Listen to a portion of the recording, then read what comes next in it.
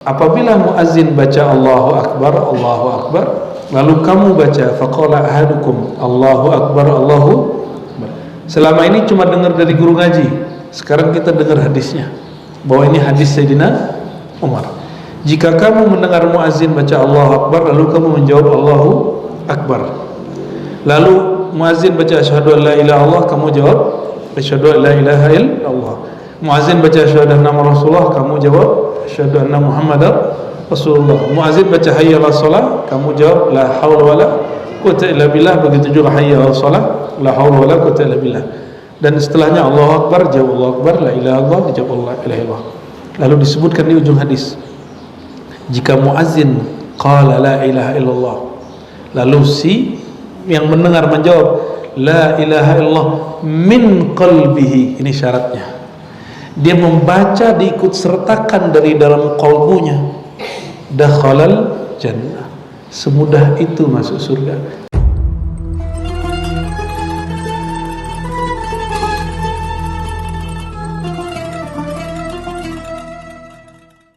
Dan abduhu wa rasuluh, Allahumma salli wa sallim wa barik ala sayyidil wujud, sayyidil qawlin, sayyidina Muhammad wa ala alihi wa ashabihi wa ribitihi wa zurriyatihi ajma'in. Amma ba'du, Allahumma akhrijna min zulumatil wahmi wal jahli ila al-ma'rifati wal ilmi. Allahumma nawwir qulubana bi nuri ma'rifati, Allahumma amla' qulubana bil yaqin bi rahmatika ya arhamar rahimin. Baik jemaah duha yang dimuliakan Allah, kita kembali mengkaji salah satu warisan kekasih Allah, Sayyid Muhammad ibn Alawi al-Maliki al-Hasani. Saya mengambil sanad kitab ini dari murid-murid beliau, baik yang lokal ataupun yang internasional. Ada beberapa, karena mereka masih hidup sebagian, kita tidak usah sebut dulu namanya ya. Karena ternyata kalau kita sebut nama guru, itu ada juga orang yang iri dengki, lalu mengadu murid itu dengan gurunya. Makanya menyebut nama guru pun tidak diperkenankan oleh sebagian ulama dengan kondisi tertentu. Itulah mazhab Imam Syafi'i. Imam Syafi'i la yarwi an hayyin. Imam Syafi'i tidak nulis hadis di kitab dia kalau gurunya masih hidup, kecuali catatan pribadi. Namun itu tidak diikuti oleh Imam Ahmad. Makanya Imam Ahmad hadisnya banyak, Imam Bukhari hadisnya banyak. Kalau Imam Syafi'i hadisnya tidak sebanyak hadis Imam Ahmad, tapi tetap banyak. Bahkan kitab beliau Al-Um itu salah satu kitab favorit kami ya, karena mengajarkan bagaimana cara meramu hukum dari hadis-hadis Nabi Sallallahu Alaihi Wasallam. Selama ini kan kita cuma baca cara berwudu, tapi kita tidak melihat tata cara wudu yang ada hari ini itu sudah diproses dari banyak hadis. Maka dipilihlah oleh beliau mana yang terkuat. Itu yang disebut idza sahhal hadis fa huwa mazhabi. Jika dia sahih, itu mazhabku. Sahih maksud Imam Syafi'i bukan sahih menurut Albani, bukan sahih menurut Bukhari. Sahih menurut Imam Syafi'i itulah yang jadi mazhab Syafi'i hari ini. Maka yang kita amalkan di mazhab Syafi'i itu adalah yang sahih menurut Imam Syafi'i dan pengikut-pengikut Imam Syafi'i. Oh, hadisnya dianggap dhaif oleh imam yang lain, itu imam yang lain. Maka kriteria sahih bukanlah suci. Yang sahih itu adalah hasil kreasi para ulama ya. Maka kita tidak akan mengkultuskan, oh ini sudah disahihkan Bukhari. Bisa jadi nanti ada yang mendhaifkannya. Baik, terakhir kita tentang apa? Azan. Menjawab azan belum? Keutamaan menjawab azan belum ya? Yang lengkapnya belum. Mari kita baca surah Al-Fatihah. Kita kirimkan kepada ruh Nabi sallallahu alaihi wasallam, ruh Sayyidina Bilal, Sayyidina Abdullah kemudian Sayyidina Umar, ada juga muallif kitab ini, dan guru-guru kita yang memberi sanad kitab ini. Al-Fatihah. Alhamdulillah. Bismillahirrahmanirrahim. Iya kenal dulu ya. Syaratul ladzina an'amta 'alaihim Fadlu ijabatil muadzin, keutamaan menjawab muadzin. Kajiannya simple-simple tapi ini spesial. Ini salah satu bagian dari keistimewaan umat Nabi Muhammad sallallahu alaihi wasallam adalah menjawab azan. Sudahlah azannya tidak ada di agama sebelumnya, tentunya juga tidak ada keutamaan menjawab azan di agama sebelumnya. Maka dengan adanya azan di dalam agama kita, tentu ada juga keutamaan menjawabnya, ya. Dicetakan ini halaman 52. Fadlu ijabatil muadzin, keutamaan menjawab muadzin. Muadzin itu kalau bahasa Melayu lama itu bang, orang yang bang itu orang azan atau abang gitu. Jadi kalau di sini kan bang itu si abang ya. Kalau di sana bang, bukan bang kakak, tapi orang azan itu disebut dengan sebutan begitu, ya. Al-muadzin berarti al-mu'lim di waktu salat, orang yang memberitahu waktu salat. Min syarafil ummatil muhammadiyah, ya. Kita sudah baca Fatihah tadi? Sudah? Ya. Satu lagi Fatihah untuk orang-orang yang berjasa untuk membuat pengajian ini, ya.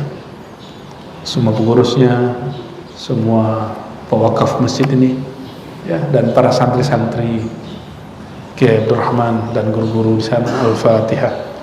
Bismillahirrahmanirrahim.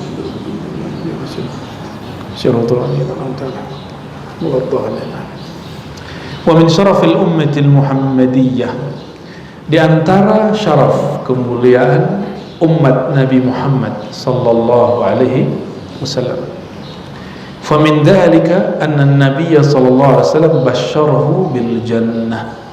Nabi sallallahu alaihi wasallam mengabarkan orang yang menjawab azan itu masuk surga. Tujuan azannya masuk surga. Semudah itukah syarat masuk surga? Man qala la ilaha illallah dakhalal jannah. Yang baca la ilaha illallah pasti masuk surga. Bacaan azan adalah la ilaha illallahnya. Mulai dari bacaan setelah takbir, asyhadu an la ilaha illallah, asyhadu anna muhammadar rasulullah, lalu terakhir Allahu akbar la ilaha illallah. Man kana akhiru kalamihi la ilaha illallah dakhalal jannah. Miftahul jannah la ilaha illallah. Siapa yang akhir kalamnya la Allah masuk surga. Dan kunci surga ada pada la ilaha illallah. Jadi masuk, nyambung. Maka azan itu nggak main-main. Azan itu menyelamatkan orang yang menjawabnya. Bagaimana kalau dengerin rekaman di radio? Gimana tuh? Ya, iktikadkan karena jamnya masuk, menjawab. Ya. Kan di zaman Nabi nggak ada teknologi itu, jadi kita nggak tahu juga jawabannya dari Rasulullah Sallallahu Alaihi Wasallam. Yang penting ada azan, kita jawab. Mau direkaman atau tidak? Karena di Uni Emirat Arab, di masjid-masjid besar itu azannya itu rekaman azannya Masjidil Haram yang ditaruh di situ. Jadi pas Jumatan saya mikir, suaranya kok kayak di Masjidil Haram. Ternyata itu rekamannya. Jadi ulama sana memperbolehkan azan dengan rekaman gitu. Cuma yang afdal manusia beda. Jadi kalau yang azan itu yang bernyawa, itu tarikannya itu lebih dahsyat. An Umar bin Al-Khattab radhiyallahu ta'ala anhu, dari Sayyidina Umar radhiyallahu ta'ala anhu, beliau berkata, qala Rasulullah sallallahu alaihi wasallam, idza qala al-muadzin Allahu akbar, apabila muazzin baca Allahu akbar, lalu kamu baca faqala ahadukum Allahu akbar, Allahu akbar. Selama ini cuma dengar dari guru ngaji, sekarang kita dengar hadisnya, bahwa ini hadis Sayyidina Umar. Jika kamu mendengar muazzin baca Allahu akbar, lalu kamu menjawab Allahu akbar, lalu muazzin baca asyhadu an la ilaha illallah, kamu jawab asyhadu an la ilaha illallah.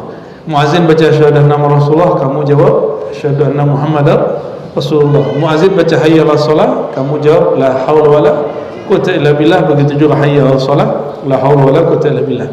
Dan setelahnya Allahu akbar, jawab Allahu akbar, la ilaha illallah, jawab la ilaha illallah.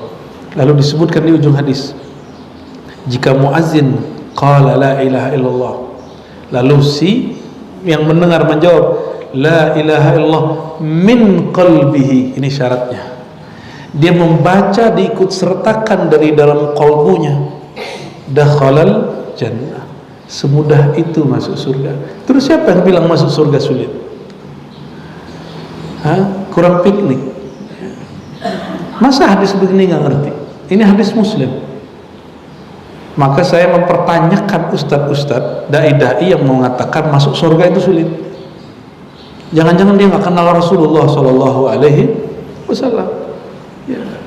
Katanya tulubul ilma, tuntutlah ilmu dari yang dari buayan sampai ke yang lain. Nah, itu bukan hadis. Tapi kenapa orang yang begitu udah 40 tahun bilang itu hadis? Nyuruh orang nuntut ilmu, dia nggak nuntut ilmu. Makanya Allah marah sama orang begitu. Kabura maqtan inda Allah. Allah maklum jika ada orang maksiat terus tobat, tapi Allah tidak maklum jika kita nyuruh orang sesuatu kita nggak melakukan. Ya, itu Allah murka. Nauzubillah min dzalik. Ya. Kalau orang salah dosa, Allah maklumi. Karena manusia emang selalu berdosa. Tapi jika menyuruh sesuatu yang dia tidak lakukan, itu jadi masalah. Jadi mudah.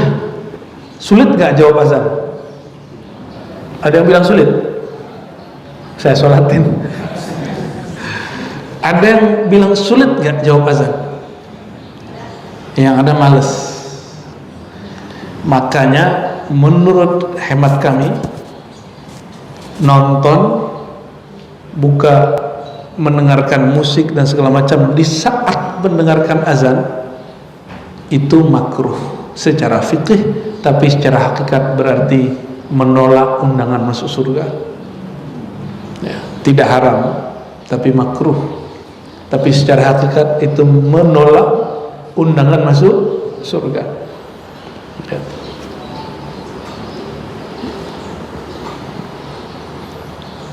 Namun guru saya mencontohkan sesuatu dulu, Dr. Aiman Syawwa. Beliau ini ahli Quran dan ahli Nahwu di Syam, di Damaskus. Beliau ketika ngajar, dan itu azan, ngajar itu ilmu itu wajib, sedangkan azan menjawabnya sunnah.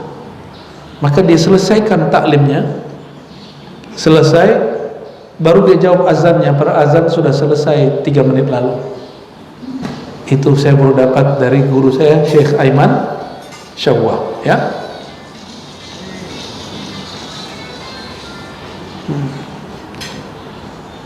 Wa fi riwayatin, dalam satu riwayat, an Abi Hurairah, dari Sayyidina Abi Hurairah, qala kunna ma'a Rasulillah sallallahu alaihi wasallam, kami pernah bersama Rasulullah sallallahu alaihi wasallam, faqama Bilal yunadi, lalu Sayyidina Bilal memanggil dalam pengertian azan. Maka azan itu salah satu sinonimnya adalah an-nida. An-nida. Falamma sakata, ketika dia diam, qala Rasulullah SAW, artinya ketika Bilal selesai azan, man qala mithla ma qala hadha yaqinan dakhala al-jannah. Siapa yang membaca apa yang dibaca oleh muazin, oleh Bilal itu yakin. Yakin itu di mana? Di kepala atau di kolbu? Di kolbu. dakhala jannah, pasti masuk. Ya. Di riwayat kedua, falahul jannah, ya, maka dia masuk surga. Tapi syaratnya membaca apa yang mereka baca, kecuali hayya 'alas shalah dijawab dengan la haula wala quwwata illa billah. Maka jangan heran nanti ada orang selamat di Shiratal Mustaqim itu cuma karena dia jawab azan. Jadi dia amalannya semuanya ditolak kecuali jawab azan. Ada beberapa wali-wali Allah dulu ketika mereka hal, setiap azan mereka berdiri menghadap kiblat, lalu menjawab apa yang dibaca oleh muazzin. Ada wali-wali begitu, ya. Ada kekasih-kekasih Allah yang punya hal begitu. Yang kedua, kalau tadi masuk surga, dan itu dijamin. Ini bukan supaya semoga dia masuk surga, bukan. Dijamin masuk surga. Wa min dzalika anna an-nabiy sallallahu alaihi wasallam basyara man ajaba al-muadzin bil maghfirah. Nabi sallallahu alaihi wasallam memberi kabar gembira bahwa muadzin ketika azan lalu kita jawab, orang itu yang menjawab dapat maghfirah, dapat ampunan. Maghfirah itu bahasa Arab, itu artinya sesuatu yang menutupi aib. Semua kita punya aib, punya dosa, punya emosi, punya marah, punya tekar, punya sakit hati. Nah, itu ditutup nanti sama Allah SWT, ya, bil maghfirah. Orang kalau sudah diampuni, dia ditutup aibnya, dia selamat. Nah, ini boleh juga diartikan orang yang jawab azan berarti tidak disiksa, gitu. Namun harus ditambah ketika menjawab, ya, jawabnya asyhadu an la ilaha illallah wa asyhadu anna rasulullah raditu billahi rabba wa bil islami dina wa bi muhammadin nabiyya atau rasulah. Biasanya yang kita baca Allahumma rabb hadhihi ad-da'wati tamah. Berarti doa azan ada berapa jenis? Satu, baca syahadat asyhadu an la ilaha illallah wa asyhadu anna rasulullah raditu billahi rabba wa bil islami dina wa bi sayyidina muhammadin nabiyya wa rasulah. Itu pertama. Dan faedah ketiga, nah nanti di faedah ketiga ini ada macam-macam doa. Basyarahu bisyafa'ati yaumal qiyamah. Orang yang menjawab azan, maka Rasulullah SAW kabarkan dia akan dapat syafaat. Syafaat itu bantuan yang Allah lipat gandakan, ya. Wa yanalu hadhihi syafa'ah idza ajaba al-muadzin wa shalla 'ala an-nabi wa yas'al lahu al-wasilah. Tapi syaratnya satu, dia meminta kepada Allah Ta'ala dengan bersalawat, lalu meminta bagi Rasulullah ada wasilah, dan itu ada di doa Allahumma rabba hadhihi ad-da'wati at-tammah was-salatil qa'imah ati Muhammadan al-wasilata wal fadilah wab'athu maqaman mahmudan alladhi wa'adtah. Nah, tambahan belakangan itu bukan dari Nabi tapi dari ulama, innaka la tukhliful mi'ad, ya. Atau wasyarafata waddarajatal marfu'ah, itu tambahan dari ulama. Idza sami'tum al-muadzin, kata Abdullah bin Amr bin Al-As, Nabi SAW bersabda, jika kamu mendengar muadzin, bacalah apa yang dia baca, summa sallu alayya, lalu salawatlah kepadaku. Fa innahu man shalla alayya sallallahu alaihi biha asyara. Karena jika dia salawat, Allah balas 10. Kalau Allah yang jawab, kira-kira gimana? Kalau kita diperhatikan oleh penguasa di bumi, senangnya bukan main, ya. Apalagi yang memperhatikan penguasa langit dan bumi, ya. Summa sallallahu lil wasilata fa innaha manzilatun fil jannah. Lalu mintakanlah kepada Allah agar aku dapat wasilah. Ini Nabi tawadhu. Wasilah itu manzilatun fil jannah, satu tempat di surga, la tanbaghi illa li'abdin min ibadillah, tidaklah mendapatkan tempat manzilah itu kecuali seorang hamba Allah saja. Wa arju an akuna ana huwa, aku bermohon semoga si hamba itu adalah aku. Kira-kira kalau Nabi berharap, Allah kasih nggak? Ya, dikasih nggak? Karena beliau mengatakan ana habibullah, aku kekasih Allah, apapun mau kekasih pasti dikasih. Tentunya karena Allah maha berkuasa, apapun dikasih. Cuma kalau bapak ibu ini punya kekasih, minta sesuatu belum tentu dikasih karena dia belum tentu sanggup, ya. Maka keinginannya yang masuk akal aja, ya.